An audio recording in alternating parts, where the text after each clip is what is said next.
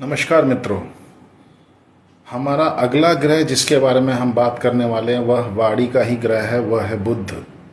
बुध ग्रह एक ऐसा ग्रह है जो कि हमेशा कॉन्शियसली या सबकॉन्शियसली हमेशा हमारे ग्रहों पर असर डालता है।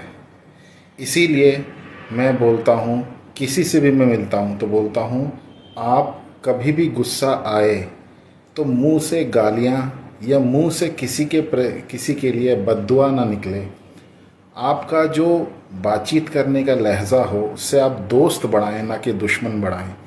हमेशा यह ध्यान दें कि बुध ग्रह जो है आपका हमेशा आपके फेवर में तब काम करता है जब आप अपने सोच से और अपने मन से बिल्कुल साफ रहते हैं और अपनी वाणी से बिल्कुल शुद्ध रहते हैं।